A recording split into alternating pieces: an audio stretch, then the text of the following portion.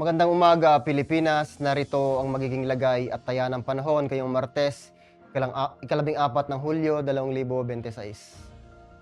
Sa kasalukuyan, ang minomonitor nating weather system sa ating Philippine Air Responsibility, itong ang southwest monsoon or hanging habagat, ang siyang nakakaapekto dito sa western section ng Northern Luzon. Samantala, ang minomonitor nating bagyo, kaninang alas 12 ng madaling araw ay nakapasok na nga sa ating Philippine Area of Responsibility at meron ng kategoryang tropical storm. Kaninang alas 4 ng madaling araw, ito ay namataan sa layong 1,085 km silangan ng Eastern Visayas. Ito ay may lakas na taglay na hangin na umaabot ng 65 km per hour at may pagbugsong 80 km per hour. Ito ay inaasahan na hikilos, pahilaga kanluran sa bilis na 25 km per hour. Sa kasalukuyan, wala itong direktong apekto sa anumang bahagi ng ating bansa. Para sa track at intensity forecast nito, aasahan natin si Tropical Storm Josie ay kikilos pahilaga hanggang bukas bago ito hikilos pahilaga silangan. Ito ay aasahan din natin na hihina sa kategoryang Tropical Depression sa susunod na 12 oras at lalabas ito ng ating Philippine Area of Responsibility umayang gabi or bukas ng umaga.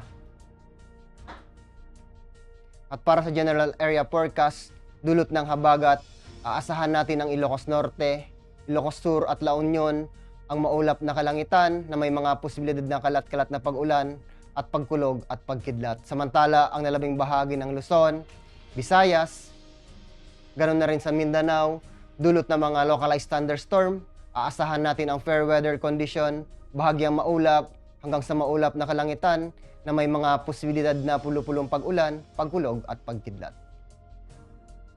Para sa flight level wind chart, particular dito sa 2,500 at 5,000 feet, dulot ng habagat, inaasahan pa rin natin ang bahagyang malakas hanggang malakas na hangin na umabot ng 20 knots na nagmumula sa timog hanggang timog kanluran. Pagdating dito sa 10,000 feet, particular dito sa may Luzon, inaasahan pa rin natin ang malakas na bugso na hangin na nagmumula sa may kanluran. Pagdating naman dito sa may Visayas, aasahan natin ang mga hangin ay nagmumula sa may silangan. Ang impact nito sa flight operation, particular dito sa Ilocos Norte, Ilocos Sur at La Union, dulot ng habagat, aasahan natin ang moist southwesterly flow is expected to produce rain, showers, gusty surface wind, and localized reduction in visibility. Ang impact nito sa rotary, it will reduce visibility, gusty winds, degrade VFR, and low altitude flights operations. Aasahan din natin ang mga wet helipads, increase the risk of ground handling incident, and rotorcraft operation. Pagdating naman sa peak swing, aasahan natin ang mga low cloud ceilings, turbulence, and wet runway conditions are expected to adversely affect aviation operations and potentially causing flight delays. Posible din ang mga cancellations or diversions. Dulot ng mga localized thunderstorm ang Metro Manila at nalalang bahagi ng ating bansa, aasahan natin ang mga afternoon convective development is expected to produce gust fronts, heavy rainfall, and localized reduction in visibility, posing hazard to flight operations. Ang impact nito sa rotary, aasahan natin ang mga downbursts, strong gusts, and reduced visibility significantly, increased operational risk, flight operation, in or near cumulonimbus or CBIS activities and should be avoided. Pagdating sa peak swing, aasahan natin ang mga severe turbulence and wind shear are expected to adversely affect arrival and departure of our operations. Aircraft also may experience delays or diverse to alternate airfield until conditions improve.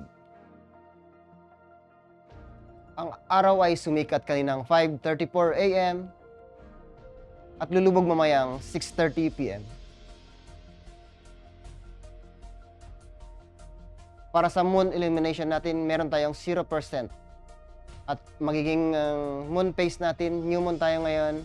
At ang first quarter natin will be on 21 July 2026. Para manatiling updated sa lagay at taya ng panahon, ugaliin i-follow ang aming social media account na Air Force Weather Center.